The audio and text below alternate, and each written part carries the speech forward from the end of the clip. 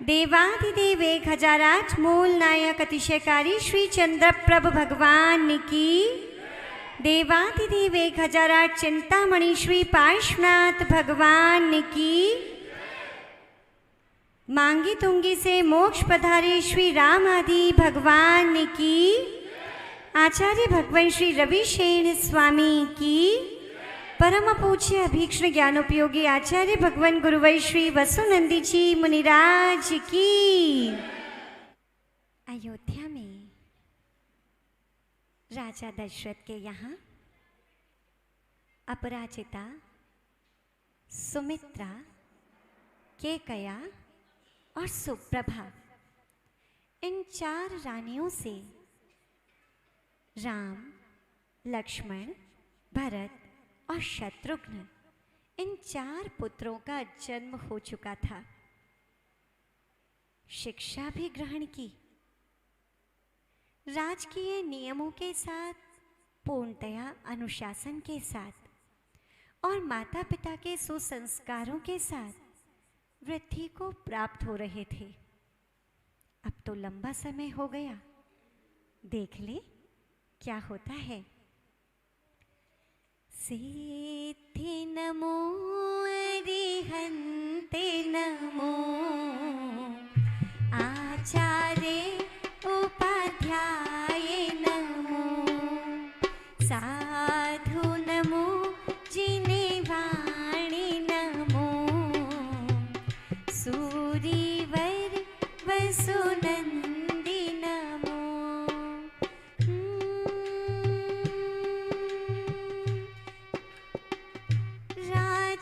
जनक विदेहा रानी जन्मे पुत्र सुता अभिरामी किंतु पूर्व भव रिपुहर लीना पुत्र विदेहा सुतलवलीना जिन्हें शासन अनुगामी की कथा सुनो शिवगामी की। वीर महावीर बोलो जय जय महावीर, वीर महावीर बोलो जय जय महावीर। मिथिला नगरी में महाराज जनक का राज्य था और महाराज जनक की महारानी का नाम था विदेहा। महाराज जनक और महारानी विदेहा की एक बार युगल संतानों का जन्म हुआ, एक पुत्र और एक पुत्री। दोनों संतानों के जन्म का हर्ष उत्सव अभी माँ मना भी नहीं पाई थी। अभी मिथिला नगरी में सर्वोर समाचार संभवतः व्याप्त भी नहीं हो पाया था, किंतु उससे पूर्व ही पूर्व भव के बैरी असुरदेव ने विदेहा के पुत्र का हरण कर लिया। बची मात्र पुत्री जोर जोर से रोने लगी, चिल्लाने लगी। एक माँ जिसके 2 संतानों का जन्म हुआ, एक पुत्र और एक पुत्री, और पुत्र का कोई हरण कर ले जाए तब माँ की दशा क्या होगी। महाराज जनक से हाथ जोड़कर निवेदन करती है, स्वामी मेरे पुत्र को कहीं से भी बुलवाइए, मेरे पुत्र को ढूंढ कर लाइए। राजा जनक ने कहा, चिंता मत कीजिए महारानी, सब जगह सैनिक भेज दिए गए हैं, अभी आपका पुत्र कोई लेकर आता ही होगा। महारानी को सांत्वना तो दी और कारण ये भी था, ये महारानी के जन्म देते ही पुत्र का हरण होना यह कोई संयोग नहीं। महाकाल नामक वह असुरदेव बहुत देर से प्रतीक्षा कर रहा था महारानी के गर्भ की। कारण ये कि इनका पूर्व जन्म का बैर था, और बैर भी ऐसे। एक चित्तोत्सवा नाम की राजकुमारी थी, जो बचपन से ही गुरुकुल में साथ पढ़ रहे पुरोहित के पुत्र के साथ, जिसके मन में रति भाव उत्पन्न हुआ। और यदि भाव रति का उत्पन्न हो तब विद्या कैसे अर्जन की जा सकती है। वे दोनों ही यानी चित्तोत्सवा और पुरोहित का पुत्र पिंगल दोनों वहाँ से दूर चले जाते हैं और विवाह कर, अब पास में कोई विद्या और कला तो थी नहीं, अतः जहाँ निर्धनों की झोपड़ियाँ बनी हुई थी वहीं पर अपनी झोपड़ी बना करके चुपचाप से रहने लगे। एक दिन उस देश के राजा कुंडल मंडित की दृष्टि उस चित्तोत्सवा पर गई। थी तो राजकुमारी ही, बहुत सुंदर, और कुंडल मंडित ने उसका हरण कर लिया। चित्तोत्सवा कुंडल मंडित के साथ महलों में रहने लगी और पिंगल को वहां से दूर भिजवा दिया गया। बाद में उसने दीक्षा भी ली और कुंडल मंडित ने भी बाद में व्रतों को धारण किया, किंतु अपने कुछ निदान रूप या रति भाव रूप परिणामों से पिंगल मृत्यु को प्राप्त कर असुर देव हुआ। चित्तोत्सवा का जीव यहाँ पर रानी के गर्भ से पुत्री के रूप में उत्पन्न हुआ और कुंडल मंडित का जीव पुत्र के रूप में उत्पन्न हुआ। किंतु कुंडल मंडित से तो उस पिंगल की शत्रुता थी ना, उसकी चित्तोत्सवा को जो हरण कर ले गया था। अतः उस असुर देव ने उस कुंडल मंडित के जीव का अपहरण कर लिया। लेकिन अपहरण करके उसके मन में आया कि क्या मैं इसका वध करूं? नहीं नहीं, इतना बड़ा पाप मैं कैसे कर सकता हूं? मैंने ये क्या गलत कार्य कर दिया? मैंने पूर्व भव में जो कुकार्य किए उनका फल तो मैं आज भोग रहा हूं, और आज यदि ये पाप करूंगा तो इसका फल मुझे ही भोगना होगा आगे भविष्य में। नहीं, मेरा इससे अब कोई बैर नहीं, किंतु अब इस पुत्र का क्या करूं? उसने पर्ण लघवी विद्या देकर के उस पुत्र को छोड़ दिया और वह पुत्र धीरे धीरे धीरे नीचे उतरने लगा। और तभी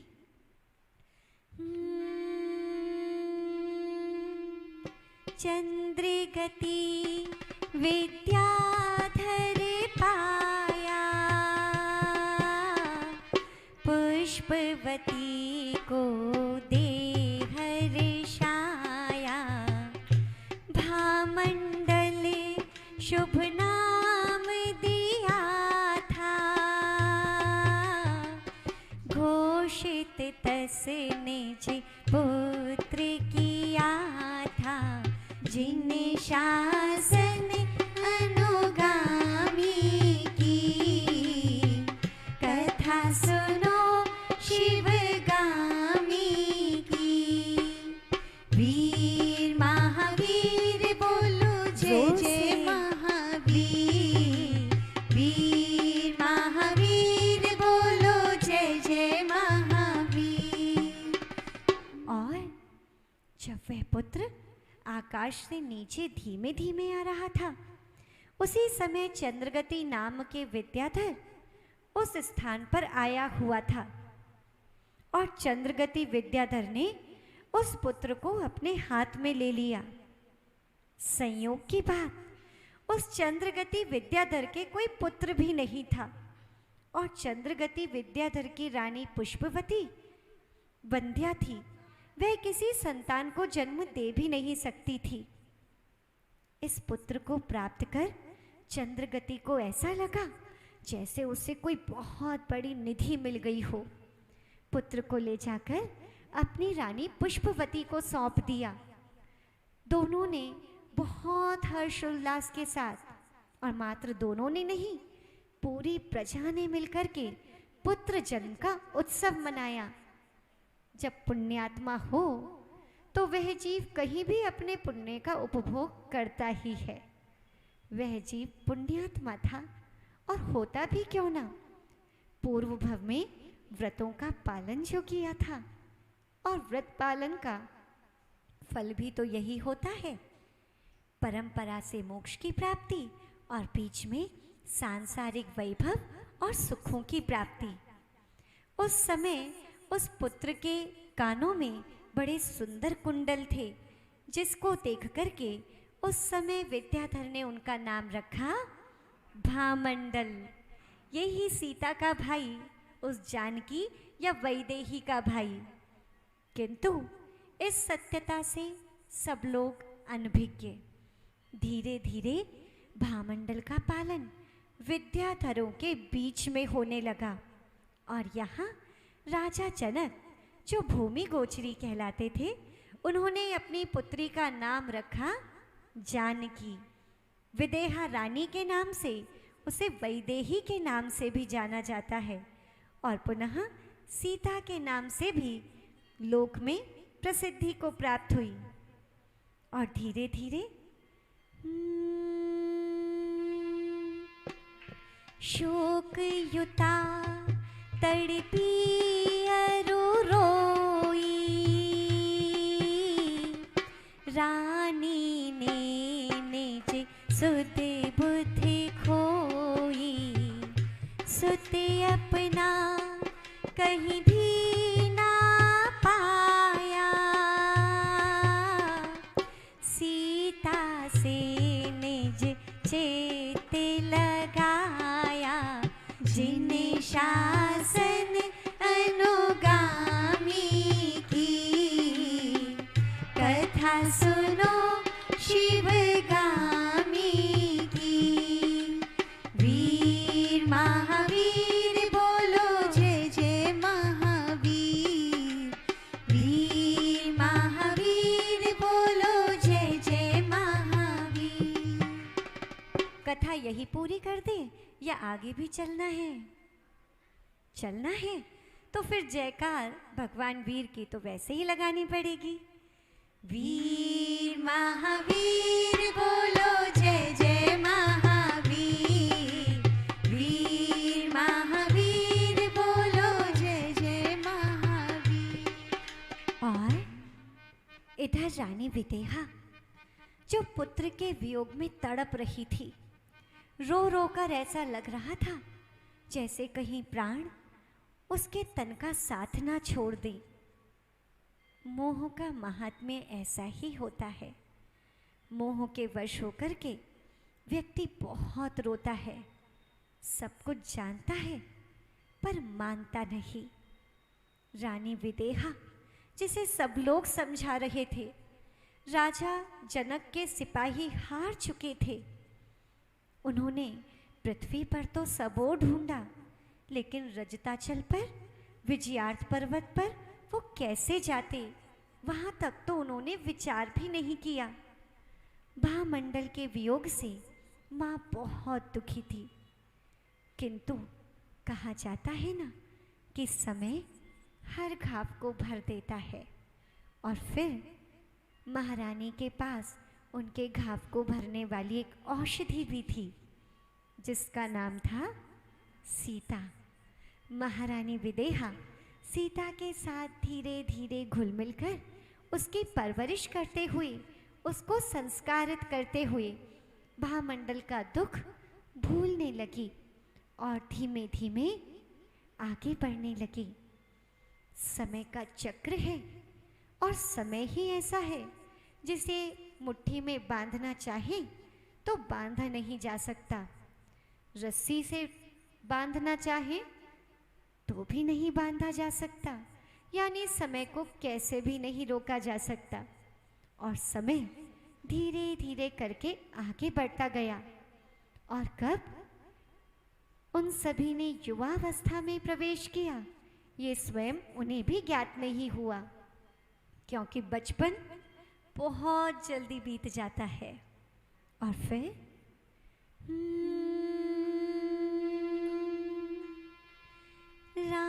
रामचंद्र को ही मैं दूं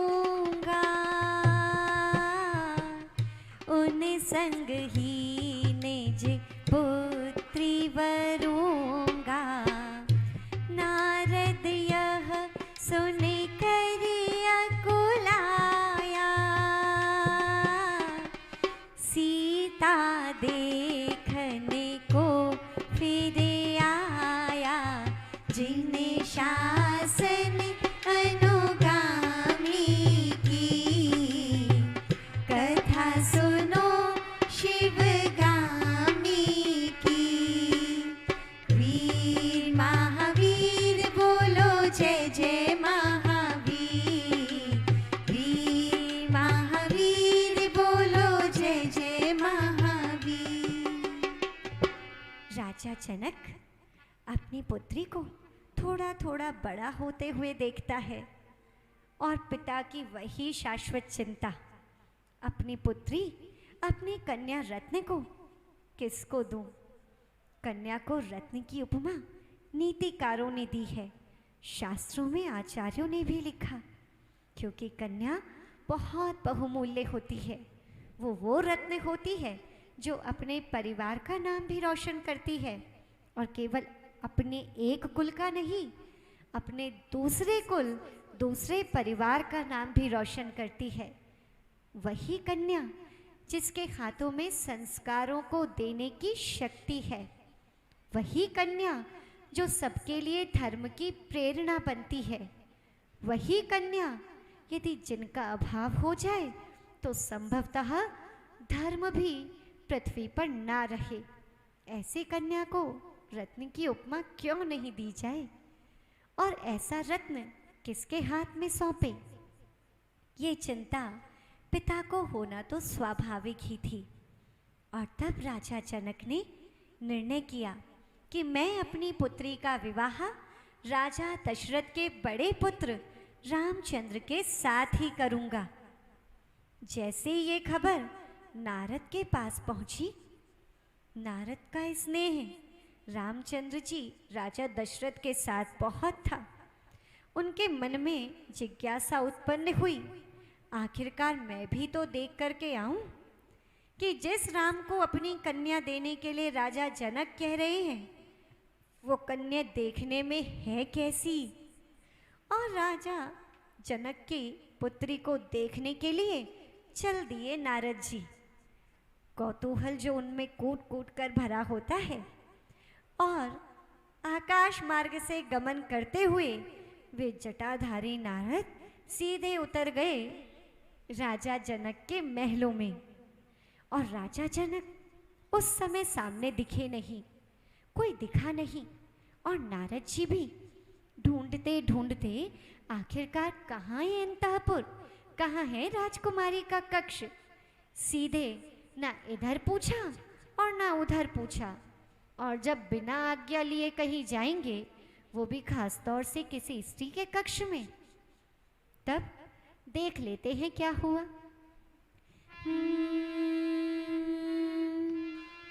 देख रूप नारद का भीषण,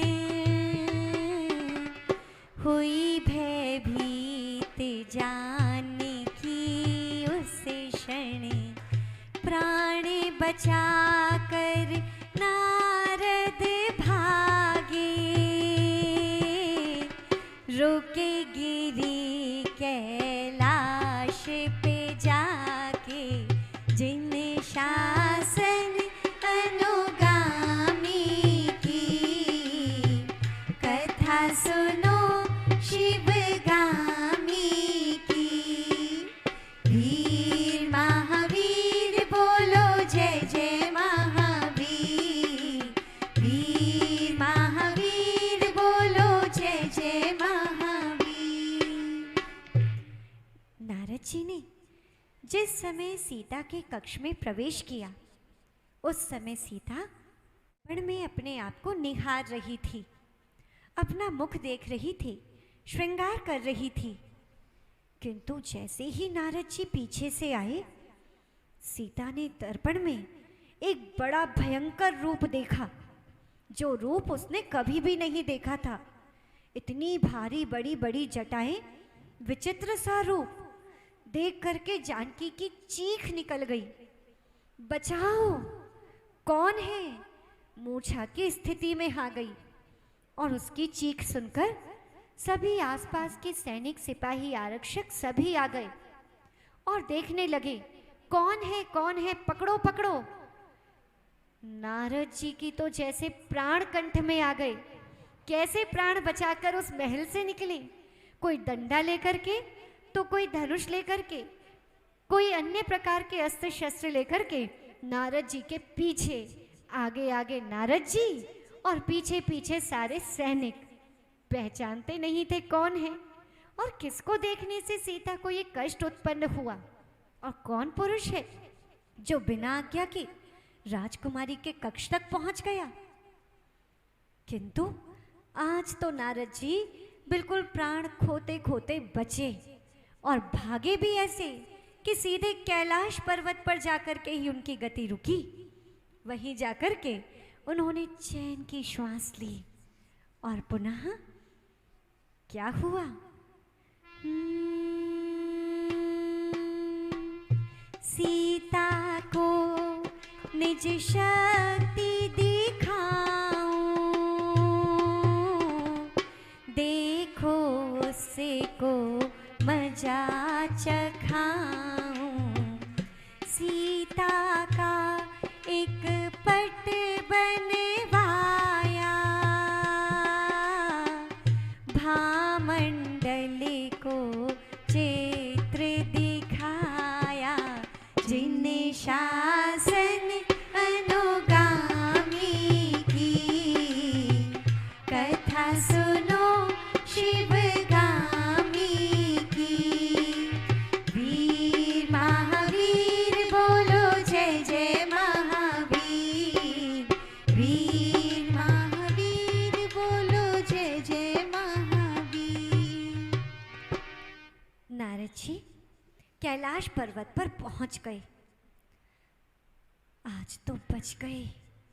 पता नहीं यदि सैनिकों के हाथ में पड़ता तो क्या होता। पहले तो यही सोचते रहे, किंतु बाद में उनकी यह सोच गुस्से में बदल गई। और नारद जी का गुस्सा, नारद जी तो कह रहे थे, मैं तो ऐसा बाजा हूं जो बिना बजाए बजता हूं, और यदि कोई बजा दे फिर तो कितना बजूं। और नारद जी सोचने लगे, बड़ा अहंकार है ना उसे अपने रूप पर, जो मुझे देख करके मूर्छित हो रही थी, अब दिखाता हूं अपनी शक्ति को।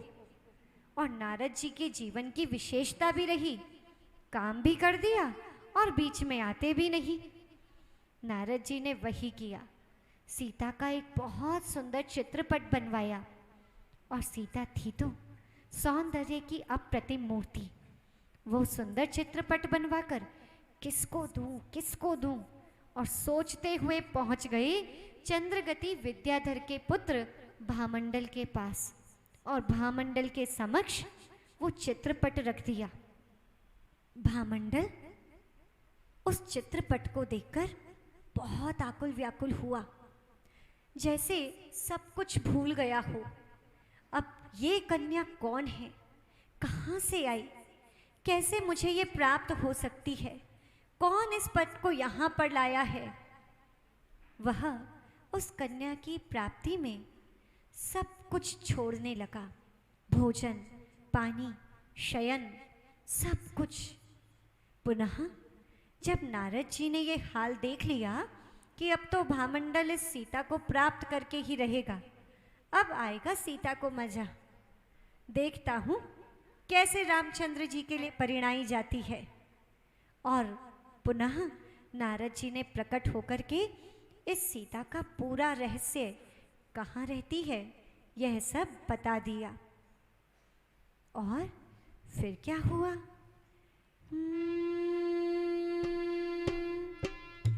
भामंडले पाने को व्याकुल,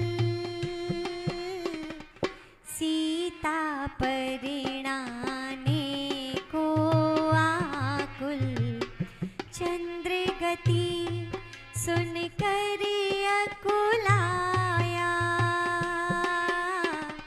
जनक राज का पता लगाया, जिन्हें शासन अनुगामी की, कथा सुनो शिवगामी की।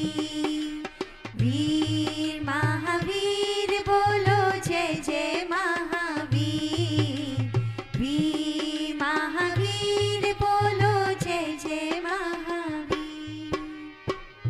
भामंडल की इस अवस्था का पता जब उनके पिता चंद्रगति को लगा तो चंद्रगति बहुत चिंतित हुए और अपने पुत्र से आकर बोले, पुत्र चिंता मत करो, मैं शीघ्र तुम्हारा मनोरथ पूर्ण करूंगा, तुम अच्छे से भोजन पानी करो।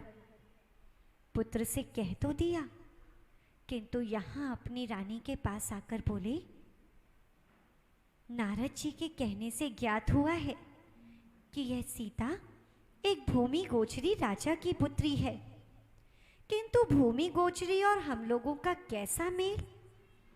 और यदि मैं भूमि गोचरी राजा के पास चला भी गया और उसने अपनी पुत्री देने के लिए मना कर दिया, तब हमारी प्रतिष्ठा कैसे रह पाएगी? समझ नहीं आता क्या करूं।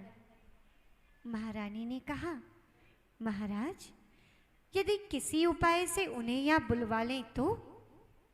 हाँ, ये तो ठीक रहेगा, क्योंकि पुत्र के प्राणों को बचाने का अब केवल यही एक मार्ग रह गया है, सीता को यहाँ महलों में लाना ही पड़ेगा।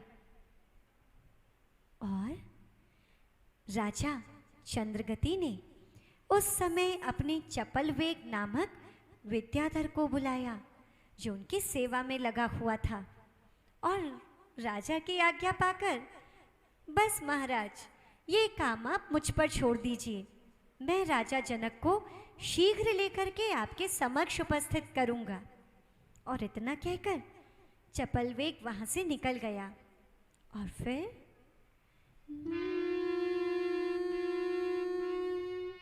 चपलवेग निजे रूप बदल कर पहुंचा मिथिला घोड़ा बन कर, हर कर रचिता चले पर लाया, जिन मंदिर का दर्श कराया, जिन शासन अनुगामी की, कथा सुनो शिवगामी की। वीर महावीर बोलो जय जय महावीर, वीर महावीर बोलो जय जय महावीर।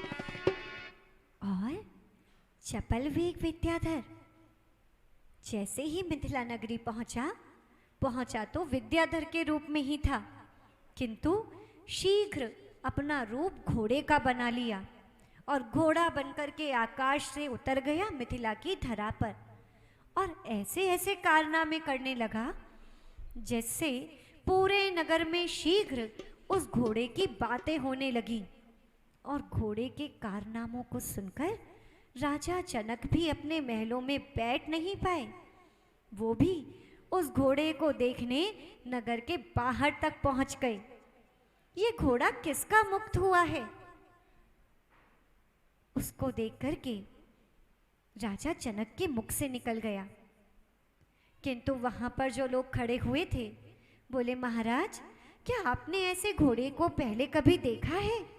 पहले कभी ऐसे अश्व के बारे में सुना है? ऐसा अश्व तो धरती पर किसी राजा के पास नहीं है। ऐसा लग रहा है जो लोक मान्यता है कि सूर्य के 7 घोड़े होते हैं, उसमें से एक घोड़ा अलग होकर के पृथ्वी पर आ गया हो। इसकी चेष्टाएं तो देखो कितनी विचित्र हैं। अहो महाराज, ये घोड़ा तो साक्षात आपके लिए आया है, आप ही इसे स्वीकार कर लें। और सबको देख करके राजा जनक ने उस घोड़े को अपनी अश्वशाला भिजवा दिया। लगभग महीना भर वह अश्व उस अश्वशाला में बंधा रहा। एक दिन राजा जनक के पास आकर के सैनिक बोले महाराज, एक बार देख तो ले, हाथी का किस प्रकार का आचरण है, किस प्रकार उसे वश में करना है। और इतना कहकर राजा जनक चलने को तैयार हुए और उनके लिए घोड़ा लाया गया। कौन सा? वही मायामयी घोड़ा। और जैसे ही राजा जनक उस घोड़े पर पहुंचे, वो घोड़ा तो राजा जनक को उड़ा करके ले गया। नगर में हाहाकार मच गया, रोको, पकड़ो। किंतु वो घोड़ा किसके हाथ में आने वाला था? वो तो आकाश मार्ग से चला और जाकर के सीधे विजयार्थ पर्वत के रत्नोपुर नगर में पहुंच गया। और वहां पर जिन मंदिर के समक्ष वह घोड़ा जाकर रुका। महाराज जनक घोड़े से उतरे और पुनः जिन मंदिर में प्रवेश किया। जिन मंदिर के दर्शन उनके मन की हर पीड़ा को जैसे मिटा ही दिया हो।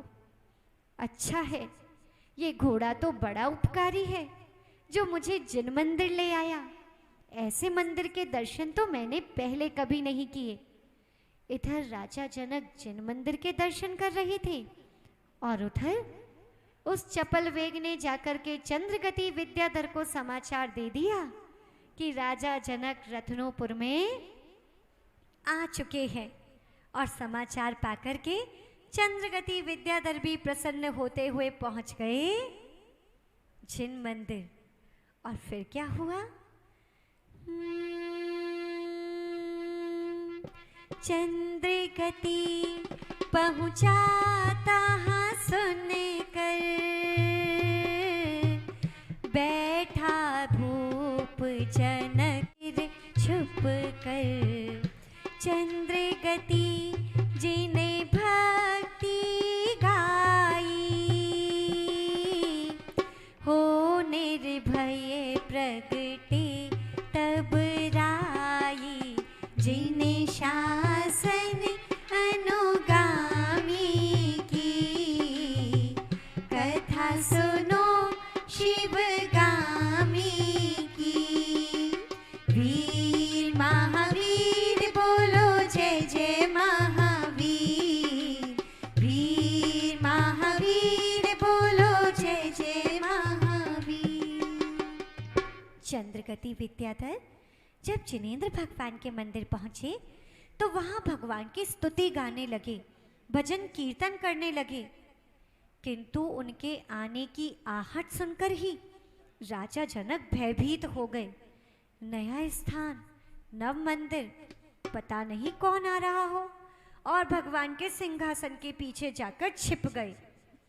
किंतु जब चंद्रगति विद्याधर ने भगवान की स्तुति की, उनकी भजन गाने लगे, उनकी पूजा अर्चना करने लगे, तब राजा जनक को लगा ये तो कोई जिनेंद्र भगवान का भक्त है, अतः भयभीत होने की आवश्यकता नहीं।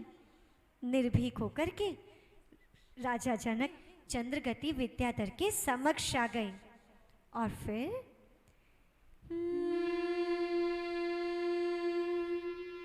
किया सुपरिचय होकर रागी,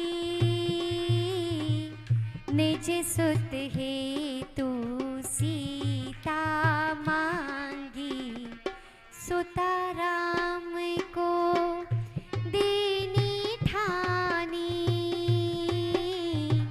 अतः बातें उसकी ना मानी।